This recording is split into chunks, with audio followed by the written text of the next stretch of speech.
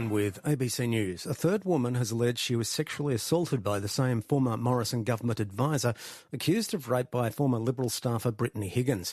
The woman has told the Weekend Australian that the man, who was then a political staffer, assaulted her while she was a coalition volunteer in the 2016 election campaign and barely out of school. She said he brought her alcohol and a night out with other volunteers, then took her back to his hotel room and assaulted her while she was passed out.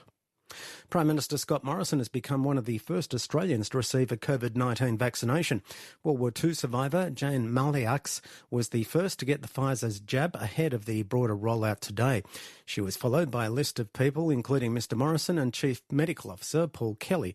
Speaking ahead of the vaccinations, the Prime Minister has described it as an historic day. Tomorrow, our vaccination program starts. So as a curtain raiser today, we're here making some very important points.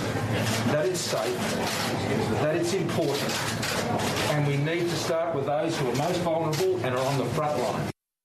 Israel has lifted many of its coronavirus restrictions and started to reopen its economy as the country's vaccination drive brings down infections. People who have had a vaccine will receive a so-called green pass, allowing them to enter many places, including restaurants, shops and gyms. Some school children have also been allowed to return to the classroom. Mia Vulis is a Year 6 student in Tel Aviv and says she prefers being back at school to online learning at home. It's fun being back at school. It's nicer to meet friends, the teacher and all the people at school. It's also much more fun than Zoom. The Indian pharmaceutical company, licensed to produce the AstraZeneca Oxford University coronavirus vaccine, has asked for patients from foreign governments awaiting their supply of the shots. The BBC's Ambarasan Itirajan reports. The AstraZeneca Oxford vaccine, branded Covishield by the Serum Institute of India, is critical to the global supply chain to tackle the coronavirus. The low-cost vaccine can be stored under normal refrigerated condition, and many developing countries like Bangladesh and Brazil are dependent on the doses from India. In fact, there has been an increasing demand for Covishield, including from rich nations like Canada. But 50% of production has been set aside for domestic use, and the Indian government oversees the export to other countries. Currently, the company is producing between 50 and 60 million doses a month, and it wants to double its production by April. The Tanzanian President, John Magufuli, who's often downplayed the threat of COVID-19, has signalled a change in attitude towards the pandemic. He's told churchgoers in Dar es Salaam to continue taking precaution and has urged them to use locally made face masks, saying some imported versions were unsafe. Today is the last day of 3 days of fasting and prayer called by President Magufuli to protect Tanzania from the virus.